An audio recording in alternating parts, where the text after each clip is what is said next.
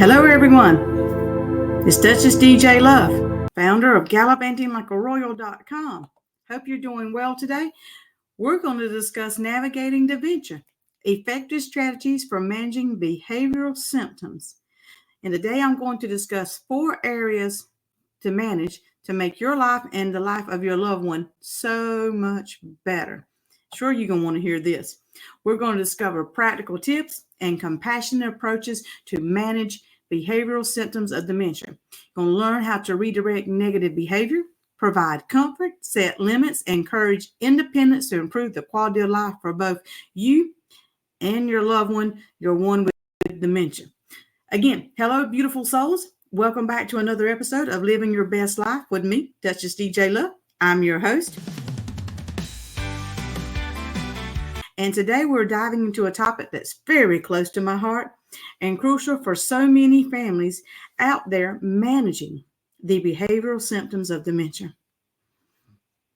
As a travel and lifestyle content creator, I usually share tips on affordable, luxury, budget-friendly travel and personal growth, and some money tips. I throw those in there as well because got to have money. Make your money work for you. Got to have the money to make things go around, especially the world turns with a little love too. But today we're focusing on something equally important: dementia caregiving. Whether you're a caregiver, a family member, or just someone looking to understand more about dementia, this episode is for you. We'll explore practical strategies to help you and others navigate the challenges of dementia caregiving, which can be stressful, I'm here to tell you. And you can redirect that negative behavior and provide comfort and reassurance while setting limits and encouraging independence for those suffering with dementia. These tips are designed to improve the quality of life for both caregivers and those having to deal with dementia. So grab a cup of tea, get comfortable, and let's embark on this journey together. And remember, you're not alone. With the right tools and support, you can make a significant difference in the lives of your loved ones. So let's get started. Now, in case you're wondering a little bit about me, I am Duchess DJ Love. I'm the founder of gallivantinglikearoyal.com, Wanderlust and Wealth Wisdom blog.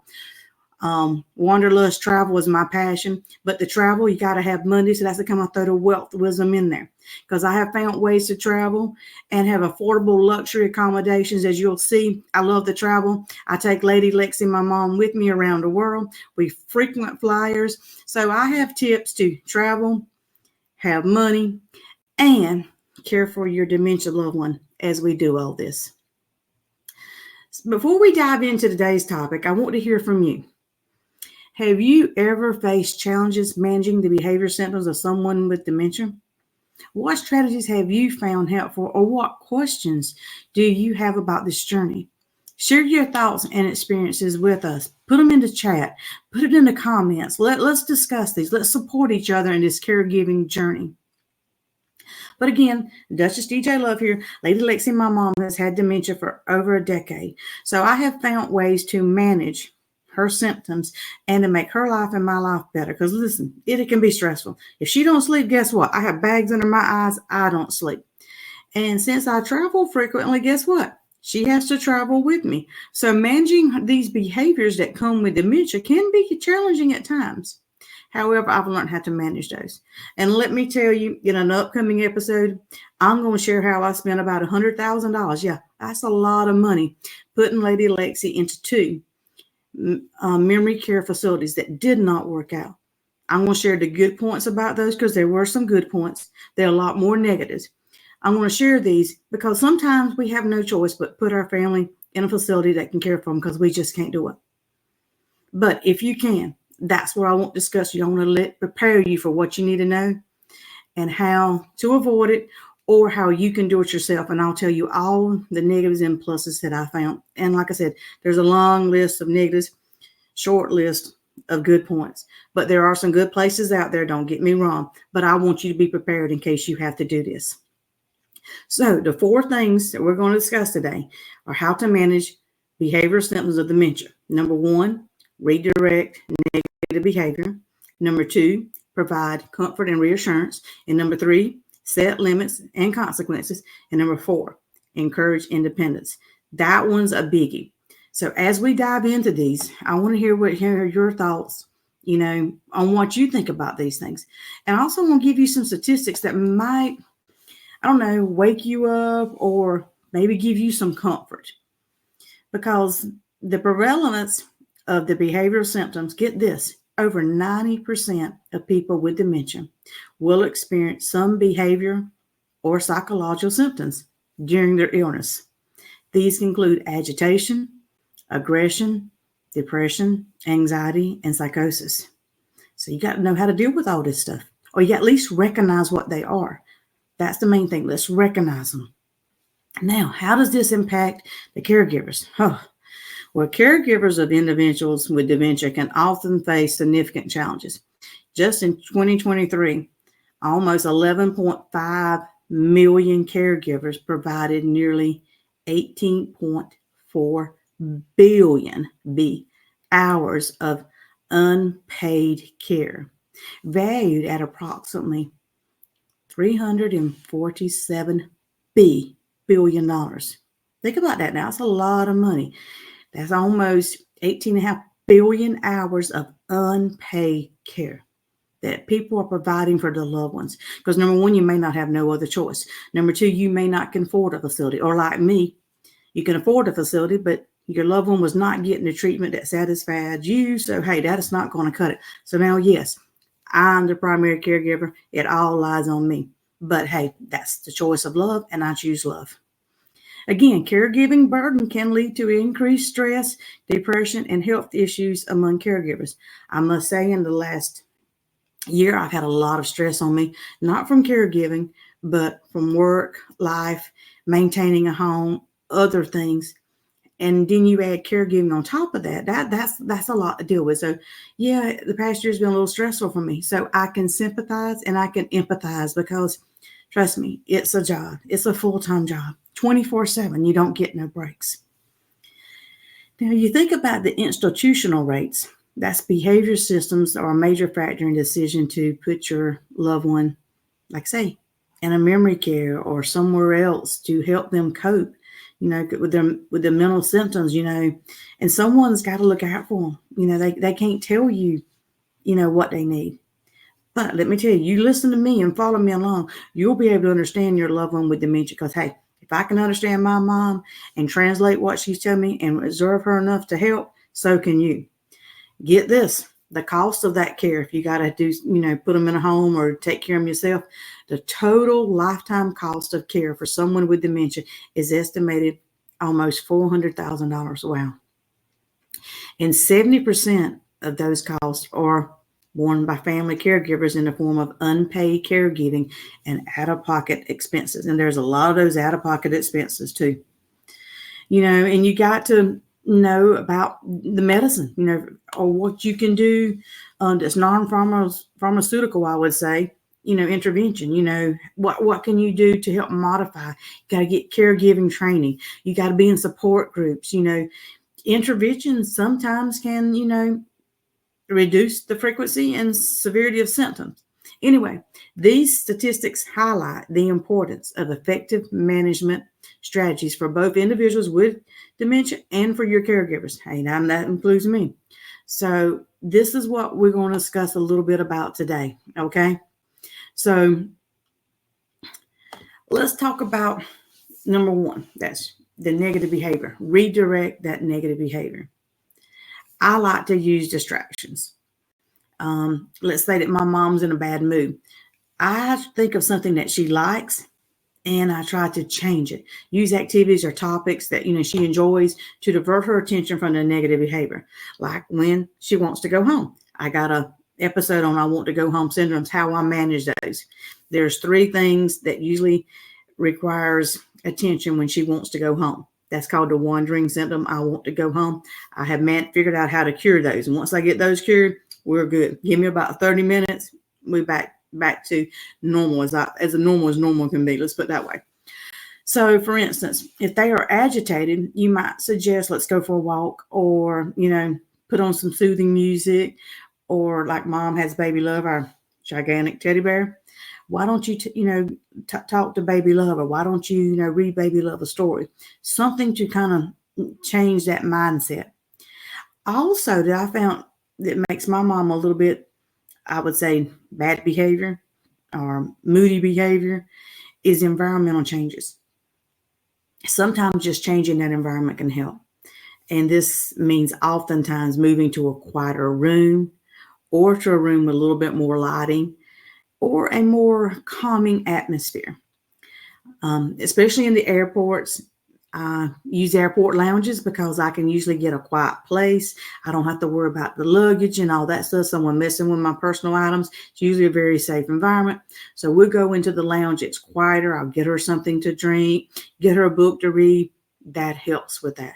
Because once we're in the airport where it's hustling and bustling and people going everywhere, the noise and loud, that will mess with her behavior. So I've learned how to deal with that. You got to think about this. If they're acting up or they're agitated or they're throwing a tantrum, which they will often do, which is part of their dementia symptoms, you can manage those a little bit though by, saying, hey, would you like something to drink? Let's go take a walk, or let's turn the volume down on if this music is too loud or the lighting is too bright or too dark. See what you can do to make it comfortable. Also, my mom stays cold, so I got to keep a jacket on to keep her warm. Even though it may seem hot to me, it might be cold to her. Same thing with your loved one. You may think it's hot, but they may be cold, and they don't know how to tell you they're cold. So if you're cold, they might not be shaking, but inside of them, it's just bothering them. I'm cold. My feet are cold. My hands are cold. You got to warm them up. So these are just ways to redirect that negative behavior. So think about your loved one. What can you do to change their perspective, distract them, or do something to take that behavior and kind of put a twist on it to get them back to where they're not aggravated, or showing that behavior. Tantrum. A lot of times they will throw a tantrum. Yep. Like a baby. Yes, I know. Okay. Tip number 2 we're going to talk about. Let's provide comfort and reassurance. Again, this goes back to that physical comfort. We got to ensure that they are comfortable. Check for things like hunger, thirst, discomfort from the clothing, where they're sitting or they're standing. Is their feet hurting? Is it cold? That kind of thing. Look for those because, trust me, that is a big deal, keeping them comfortable. Also, keeping them comfortable comes with, saying, hey, did you see this over here? Make them smile, make them laugh, give them some love, give them a big hug. I thought to my mom, I love you. Just give her a big hug just randomly. That just makes her smile, and that keeps her comfortable and reassured that no matter what, I love her. Especially if she does something that really annoys me, like she knocks over her water and just goes everywhere and I got to clean it up. She knows she messed up and she knows she didn't mean to. And she knows it's going to upset me. She knows they smart enough up here to understand that. So I'll still go give her a hug. Mommy, I love you. I'll clean it up. Even though, I'm ready to do a tantrum myself, that's what I do. Emotional support. Both of us need emotional support.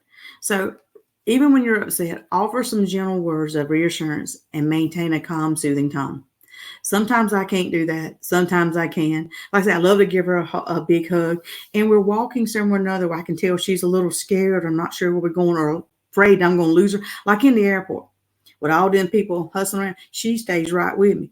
But to make sure that she's not over anxious or, fear gets into her body, stresses out, I hold her hand and say, come on with me. We go slow.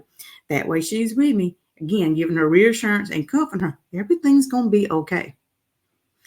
And going along with that, back to baby love, as you know, I travel frequently. So we're in and out of hotels. You might say, well, how does she deal with being in and out of a hotel?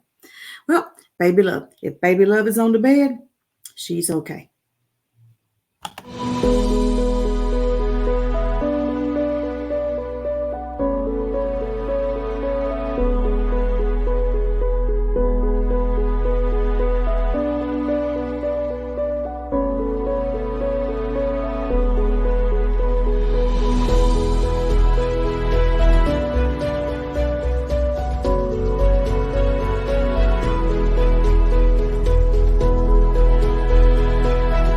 gallivantinglikearoyal.com. Check me out.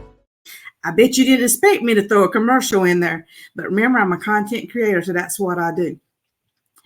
So let's get back to our 4 topics. We're on number 3 now, setting limits and consequences. With my mom, I do have to speak clearly with her and give her clear communication because we travel frequently. I have to let her know in advance what we're going to do so she knows what to expect. So I clearly and calmly explain, here's what we're going to do. Here's how it's going to do. This is why it's important. Here's how you have to go with me. And yes, repeat it several times. But she has learned those suitcases come rolling. That means we're going somewhere. So she's alert. She pays attention. She's like, okay, she listens. She's looking for the instructions. What we're going to do. What do I need to do? That kind of thing. So that communication, clear communication comes into play.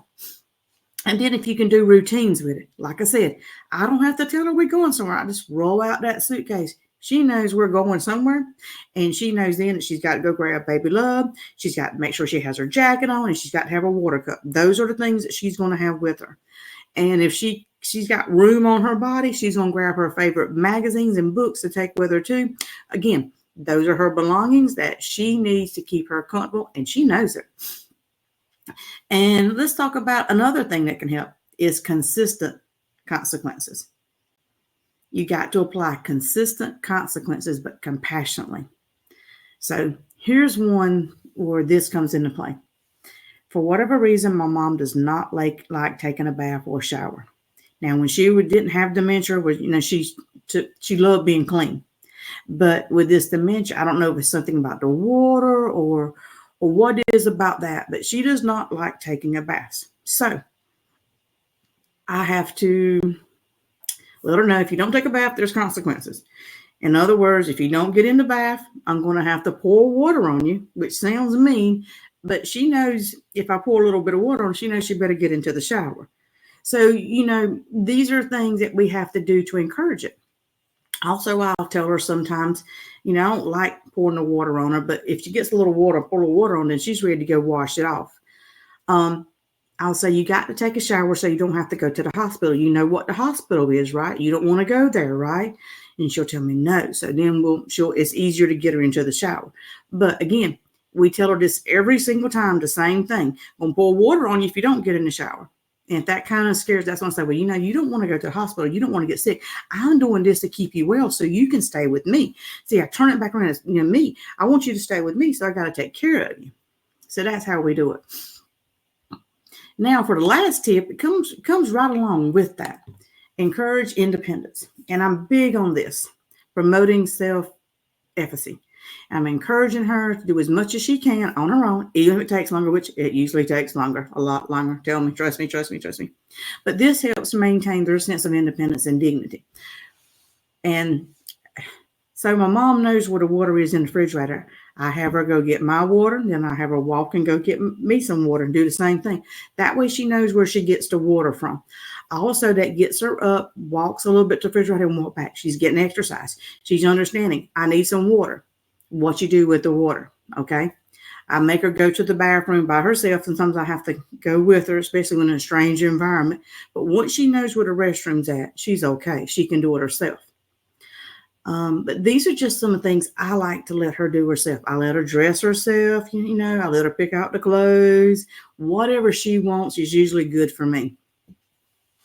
And I let her adapt to different tasks. You modify what you give them to do to match their current abilities. So like she can't cook anymore. I mean, she probably could. I don't know. I wouldn't trust her, let's put it that way. So I manage that. But still, she's able to help with the food preparation. She's big about helping me set the table, get the forks out, put the plates out, make the kitchen table look good.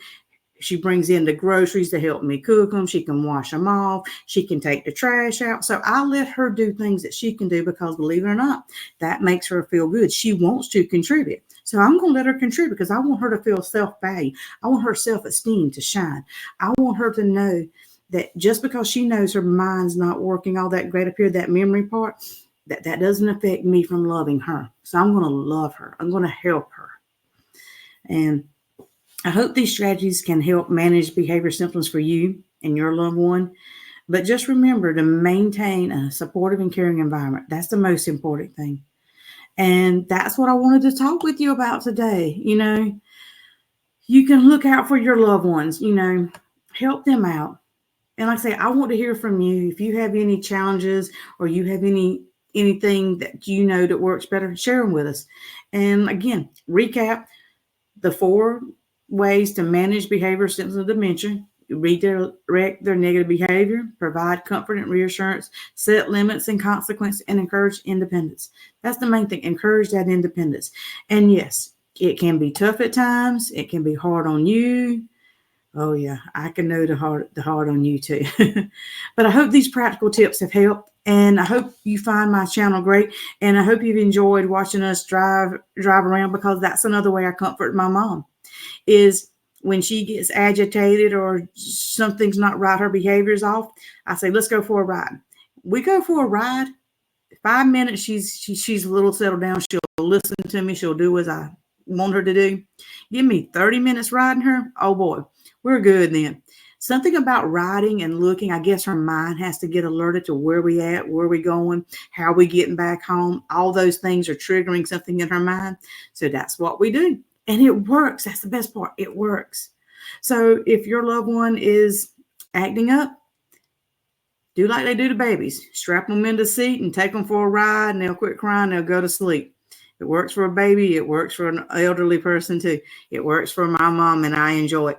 That's what we do. But that's all I have for you now. Again, I'm Duchess DJ Love. Tune in to me on Fridays for my Duchess DJ Dementia Diaries. And if you're interested in the wanderlust and making your money work for me, you tune in on Mondays for the new videos on that. And currently on Wednesdays, I am doing my YouTube challenge. Gallivanting Like a Royal has its own YouTube challenge and has over 33,000 subscribers. Duchess DJ Love is going to be a how-to channel. I want to teach you how to do things, and that's what this is about. But at the same time, people ask me, how did you grow your channel? I have no idea. This time around, I'm taking notes each week. I'm telling you, here's what I learned.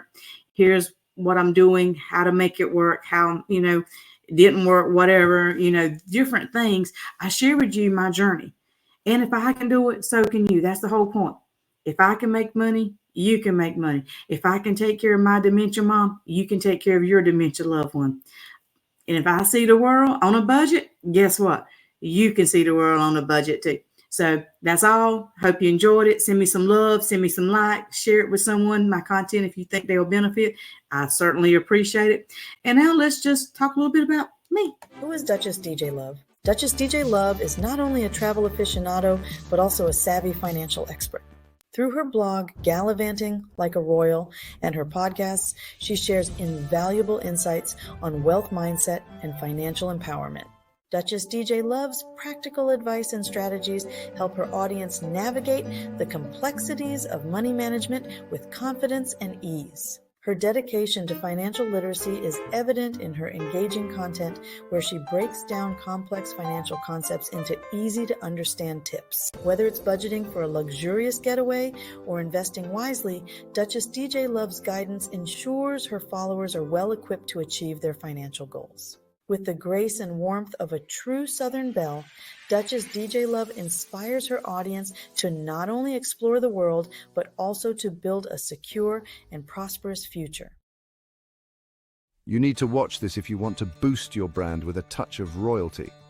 Exposing the secret to brand success with Duchess DJ Love.